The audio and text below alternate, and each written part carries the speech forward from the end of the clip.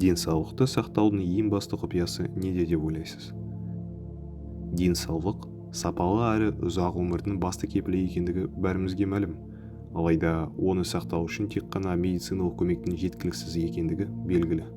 Заманауи ғылым мен технологиялар, биотехнология, экологиялық және ақпараттық жаңалықтар адамның өмір сапасын жақсартуға зор үлес қосады.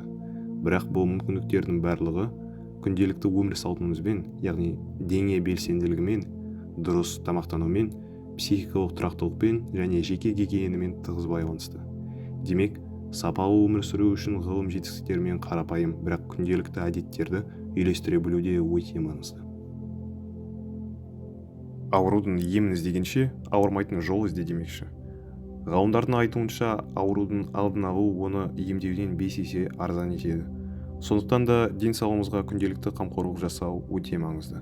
Денсаулық бұл бір күнде құрылмайтын, күнделікті сақталатын құндылық.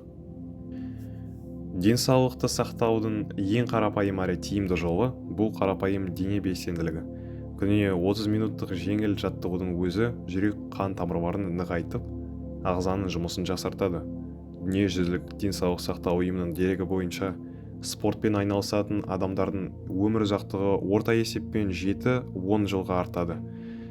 Жаттығу жүрек пен өкпенің жұмысын жақсартады, бұлшықеттерді нығайтады, көңіл күйді көтереді. Тіпті шаршаған кезде де сергітіп, ойды жинақтайды. Ең бастысы, дене белсенділігі кез келген жаста қажет. Ол ұзақ әрі сапалы өмір сүруге көмектеседі. Бастысы, қымбат спортзал емес, қозғалыс екендігін естен шығармайық.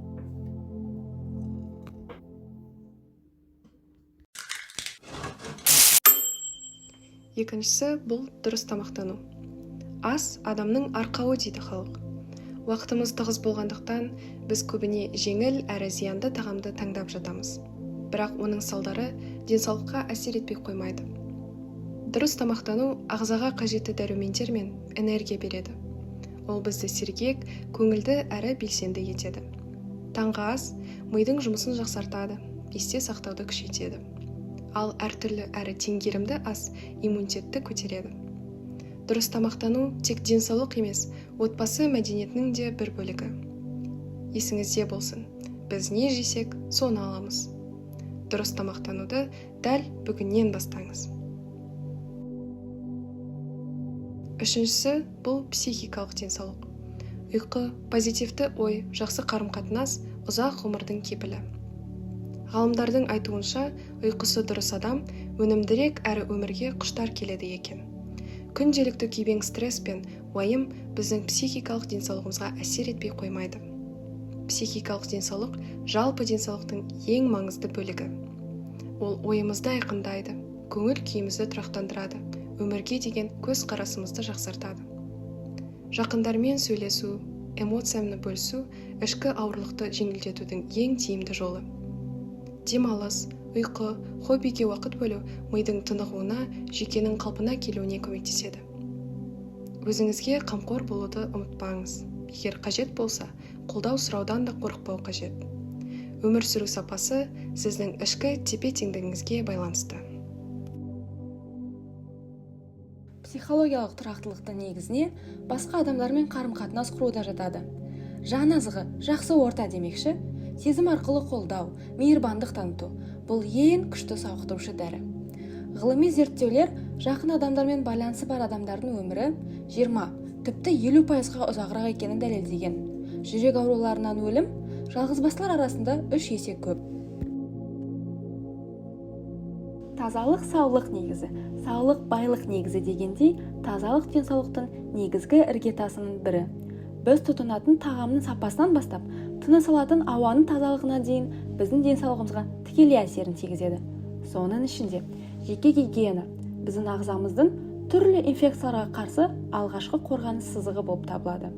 Жеке гигиена бұл тері, тіс, шаш және қол-аяқ күтімі секілді күнделікті әрекеттердің жиынтығы. Ол ағзаны зиянды микроорганизмдерден қорғайды. Денені таза әрі сау күйде сақтауға көмектеседі.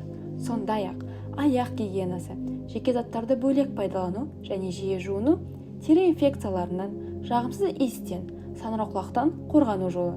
Гигиена бұл жай ғана тазалық емес, ол денсаулығына жылулық сыйлар, өзіңді сенімді сезімдер, күш. Сапалы өмір сүру үшін біз сізге 3 ұсыныс әзірледік. Біріншіден, денсаулығыңызды тұрақты бақылаңыз.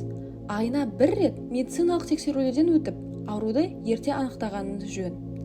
Екіншіден, табиғатпен жиі байланысыңыз. Аптасына кем дегенде 2 рет таза ауада серуендеңіз. Және де үшіншіден, жақындарыңызбен уақыт өткізіп, сенімді қарым-қатынас орнату арқылы психикалық тұрақтылығыңызды күшейтіңіз. Денсаулық бір күндік іс емес, өмір бойы сақталатын құндылық. Оны сақтау үшін ғылым мен даналықты үйлестіре білу табысқа жетудің негізгі кілті.